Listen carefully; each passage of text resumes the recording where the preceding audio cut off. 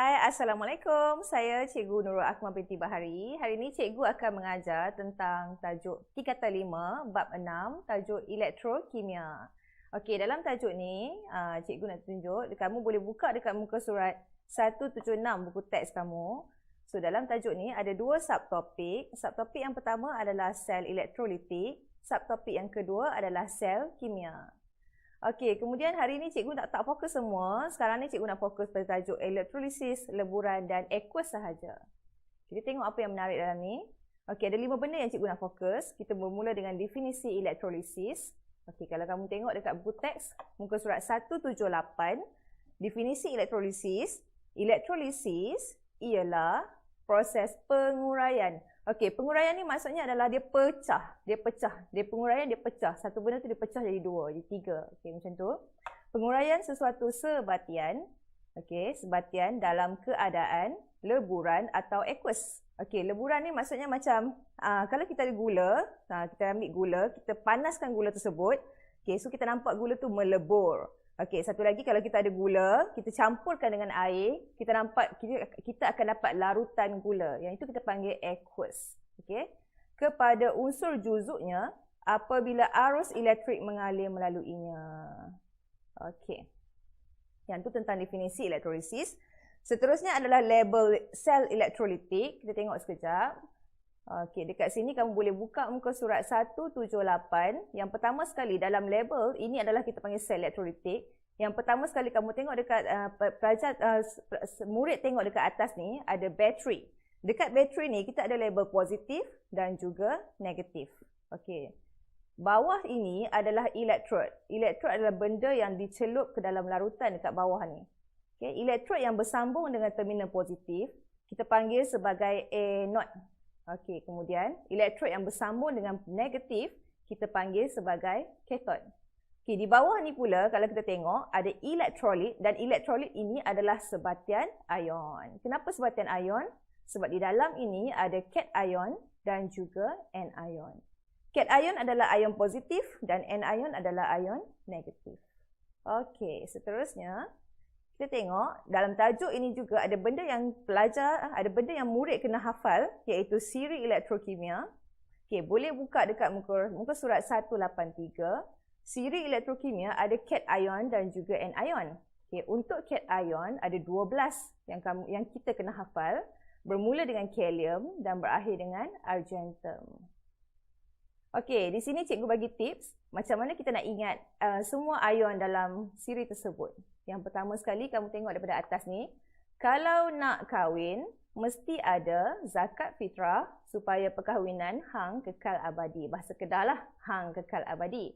Okey, dekat sini kita tengok kalau itu bermaksud kalium, nak itu bermaksud natrium, kahwin itu bermaksud kalsium, mesti magnesium, ada aluminium, zakat zinc, fitrah ferrum supaya stannum, perkahwinan plumbum, hang hidrogen, kekal cuprum dan abadi argentum. Okey, cuba kita tengok dekat siri yang sebelah kiri ni. Di sini ada cas 1 positif, di sini ada cas 2 positif, 3 positif. Macam mana kita nak ingat semua ni? Okey, cikgu bagi tips dekat sini ya. Dekat sini kalau tengok dekat 2 yang di atas dan 1 yang di bawah, ini adalah ion-ion yang bercas 1 positif. Okey, kemudian tengok dekat sini, ada satu lagi ion yang bercas 1 positif. Dan di tengah-tengah ni ion aluminium, dia satu-satunya ion yang bercas 3 positif. Selain daripada tu semua adalah yang bercas 2 positif. Okey. Okey, itu adalah cara untuk menghafal siri cation. Sekarang kita pergi yang seterusnya. Macam mana kalau kita nak ingat pula siri anion? Anion ada dekat sini, so cikgu bagi tips. Tipsnya adalah Fasya Sanda naik kereta bersama Iman Hakimi. Okey, jadi Fasya itu maksudnya fluorida, Sanda, sulfat, naik nitrat, kereta klorida bersama bromida, Iman iodida, Hakimi hidroksida. Okey, so dekat sini kalau kita tengok dekat sini, ada satu yang bercas, ada banyak yang bercas 1 negatif dan hanya ada satu sahaja yang bercas 2 negatif iaitu ion sulfat. So yang lain-lain semua adalah 1 negatif. Okey, di situ cikgu dah tunjuk macam mana kita nak ingat siri elektrokimia. Okey, bila kita dah ingat siri elektrokimia, sekarang kita nak tengok apakah maksud leburan ataupun aqueous. Okey, jom kita tengok dekat buku teks muka surat 180. Okey, sebagai contoh, dalam leburan ini, bila kita nampak perkataan leburan, bermaksud dalam itu ada dua ion. Satu cation dan satu lagi adalah anion. Okey, kalau disebut aqueous, bermaksud dalam satu sebatian itu ada 4 ion. Ada 2 cation dan juga ada 2 anion. Okey, sebagai contoh, plumbum 2 bromida lebur. Okey, nampak perkataan lebur, cikgu letak warna hijau. Bermaksud ada 1 ion plumbum, 1 cation dan ada 1 ion bromida, 1 anion. Okey, macam mana pula dengan aqueous? Larutan. Dia ada perkataan larutan. Bila nampak perkataan larutan, ini bermaksud merujuk kepada aqueous. Okey, larutan kuprum 2 sulfat. So, dia ada 2 cation iaitu ion kuprum dan ion hidrogen, dan dia ada 2 anion iaitu ion sulfat dan juga ion hidroksida. Dalam larutan ini dia ada penambahan ion hidrogen dan ion hidroksida. Sebab tu dia ada 2 cation dan juga 2 anion. Cation tadi adalah ion positif, anion tadi adalah ion negatif. Okey, seterusnya jom kita cuba kenali ion dalam sebatian leburan plumbum 2 bromida. Tengok perkataan leburan. Bila leburan bermaksud hanya ada 2 ion saja.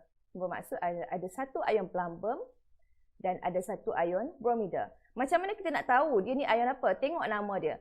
Nama dia ion plumbum. Bila nama larutan dia plumbum 2, so dia ada ion plumbum 2. Bila nama dia bromida, jadi dia ada ion bromida. Okay, tengok contoh satu lagi.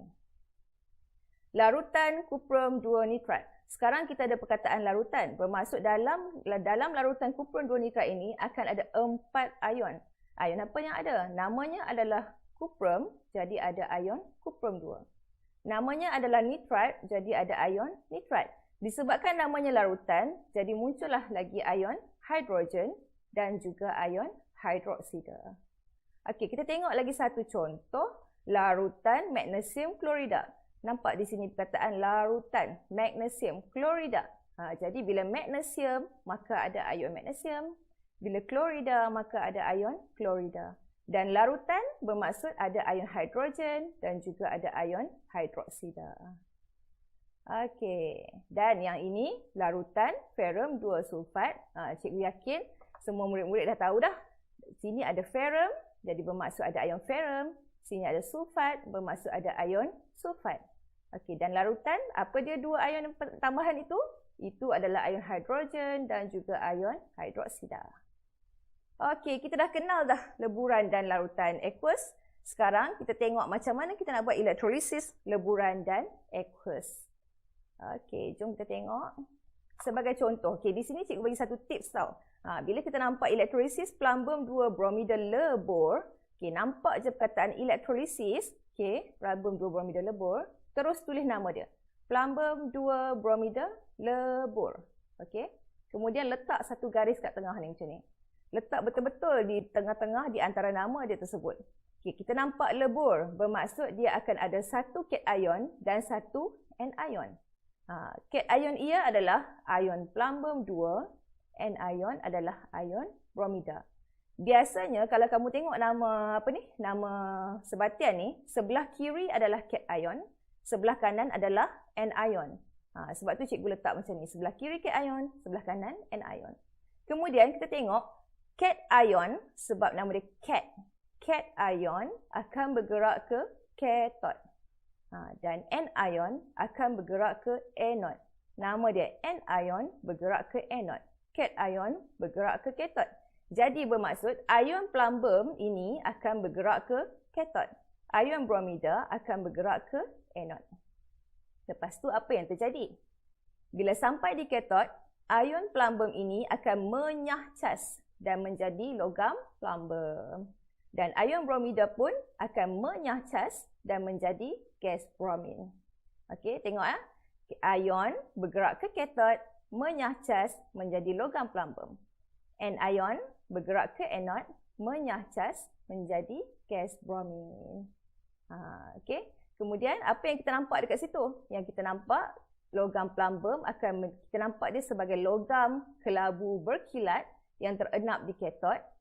Dan gas bromin ini kita nampak dia gas perang terbebas di sekitar anod tersebut. Okay. Tengok contoh yang seterusnya. Sekarang adalah elektrolisis larutan ferrum 2 nitrat. Okey, kita tulis dulu ferrum 2 nitrat. Letak garis kat tengah. Kemudian, siapa cation, siapa anion. Sebab dia kata larutan, bermaksud dia akan ada 4 ion. 2 cation dan juga 2 anion. So, dia ada ion ferrum dan dia ada ion nitrat. Dan dia ada tambahan ion hidrogen dan juga ion hidroksida. Okey, macam biasa, cation akan bergerak ke katod. Cation ke katod. Dua-dua cation ini akan bergerak ke katod. Anion akan bergerak ke anod. Dua-dua anion ini akan bergerak ke anod. Dan apa yang berlaku? Siapa yang kita nak pilih? Berdasarkan kedua-dua ion ini, berdasarkan siri elektrokimia, kita akan pilih ion yang paling bawah, iaitu ion hidrogen. Jadi apa yang berlaku dekat ion hidrogen ni? Ion hidrogen akan menyahcas menjadi gas hidrogen. Okey, nampak? Ion hidrogen menjadi gas hidrogen. Di sebelah sana pula anion, siapa yang akan terpilih? Berdasarkan siri elektrokimia anion tadi, antara nitrat dengan hidroksida, hidroksida berada di bawah. Jadi ion hidroksida akan terpilih dan menyahcas menjadi gas oksigen. Dan kita tahu, gas hidrogen ini adalah gelembung gas yang tidak berwarna dan gas oksigen juga adalah gelembung gas yang tidak berwarna. Kedua-duanya akan menghasilkan gelembung gas yang tidak berwarna. Okey, seterusnya. Jom kita tengok contoh elektrolisis larutan kuprum 2 sulfat. Nampak perkataan larutan. Macam biasa kita tulis dulu nama dia. Nama dia adalah kuprum 2 sulfat. Letak garis dekat tengah. Jadi siapa cation, siapa anion. Tengok nama kuprum 2 bermaksud ion kuprum. Tengok nama sulfat bermaksud ion sulfat. Dan sebab dia larutan, jadi dia ada hidrogen dan juga hidroksida. Okey, kedua-duanya akan bergerak ke katod. Kedua-dua ion kuprum dan hidrogen akan bergerak ke katod. Cation ke katod. Dan kedua-dua anion ini akan bergerak ke anod. Okey, apa yang berlaku? Kita akan memilih siapakah ion yang paling bawah berdasarkan siri elektrokimia yang kita dah hafal tadi. Okey. So, antara kuprum dengan hidrogen, yang kita pilih adalah ion kuprum. Sebab kuprum di bawah hidrogen. Okey, dan di sini kuprum akan menyahcas menjadi logam kuprum. Sana pula macam mana anion? Sebab sulfat dengan hidroksida, hidroksida berada di bawah. Jadi ion hidroksida akan menyahcas menjadi gas oksigen. Okey, dan apa yang kita nampak? Kita nampak logam kuprum itu kita nampak sebagai logam yang berwarna perang terenap di katod. Manakala untuk gas oksigen kita nampak dia sebagai gelembung gas yang tidak berwarna terbebas. Okey, jom kita tengok. Jom kita cuba buat elektrolisis larutan magnesium nitrat.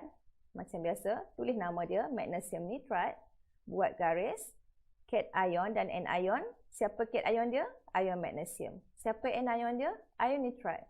Sebab nama dia larutan, jadi dia ada hidrogen dan juga hidroksida. Kemudian kedua-duanya bergerak ke katod. Kedua-dua anion bergerak ke anod. Siapa yang terpilih? Yang paling bawah iaitu ion hidrogen. Ion hidrogen menyahcas menjadi gas hidrogen. Di sini anion mana yang terpilih? Anion hidroksida. Yang akan menyahcas menjadi gas oksigen. Okey, so kita nampak kedua-duanya adalah gelembung gas yang tidak berwarna. Okey, jom kita tengok. Cikgu cari sikit beberapa contoh soalan. Yang ini adalah percubaan SPM Perlis, bahagian A. Okey, di sini tengok soalan dia. Rajah 4 menunjukkan susunan radas yang disediakan untuk mengkaji kesan kedudukan ion dalam siri elektrokimia. Kesan kedudukan ion dalam siri elektrokimia ini adalah kita punya PM terhadap pemilihan jenis ion untuk dinyahcas pada katod. Ini adalah kita punya PB. Kalau pelajar ingat lagi, kalau murid ingat lagi, PM adalah pemboleh ubah dimanipulasi, PB adalah pemboleh ubah bergerak balas. Okey, dekat sini yang penting adalah disebut pemilihan jenis ion untuk dinyahcas pada katod. Bila kita dapat satu gambar yang macam ni, set A, kita tengok. Dekat set A ni apa yang kita nak kena perhatikan? kita ada elektrod karbon yang bersambung ke terminal positif bateri dan juga terminal negatif. Jadi kita tahu yang sambung ke positif itu adalah anode, yang sambung ke negatif itu adalah kathod. Dan larutannya adalah larutan magnesium nitrat. Bila kita nampak magnesium nitrat, kita listkan semua ion yang ada di dalam larutan tersebut dan kita tengok ion manakah yang akan menyahcas di kathod. Kat ion mana yang akan terpilih? Kat ion yang paling rendah, iaitu ion hidrogen. Okey, kemudian dia ada bagi set B. Sama juga, ini anode, ini kathod dan ada larutan kupron 2 sulfat. Bila kita list down semua ion-ion yang ada dalam ni, kita akan pilih kat ion mana yang akan terpilih untuk menyahcas di kathod. Mestilah kat ion yang paling rendah, iaitu antara kupron dan hidrogen. So, jawapannya adalah ion kupron. Okey, tengok soalannya. Kelaskan sebatian kimia berikut kepada elektrolit dan bukan elektrolit. Sini diberi 4 jenis bahan. Kita kena letakkan yang mana elektrolit dan yang mana bukan elektrolit. Okey, jom kita tengok satu-satu. Asid nitrik. Dalam asid nitrik dia ada ion. Jadi bila ada ion, dia masuk dalam kategori elektrolit. Okey. Ethanol. Ethanol tak ada ion kat dalam dia. Jadi dia masuk dalam kategori bukan elektrolit. Larutan glukosa. Ini gula. Dalam gula tak ada ion. So gula masuk dalam bukan elektrolit. Larutan plumbum 2 nitrat, nampak jelas kat sini. Sini cat ion, sini anion. Jadi masuk dalam kategori elektrolit. Betul semua sekali, dapat 2 markah. Salah satu, dapatlah 1 markah. Okey? Apakah faktor yang diubah? Soalan B. Bila dikata faktor yang diubah, bermaksud dia minta PM, pemboleh ubah dimanipulasi. Sekarang dia tak sebut dah direct pemboleh ubah dimanipulasi. Dia tanya dia secara indirect. Dia sebut apakah faktor yang diubah. Jadi murid-murid kena tahu faktor yang diubah itu dia akan refer kepada PM, pemboleh ubah dimanipulasi. Macam kita tengok tadi, PM kita adalah kedudukan ion dalam siri elektrokimia. Okey, seterusnya cikgu ambil pula soalan percubaan SPM Kelantan tahun 2022. Yang ini adalah soalan bahagian B.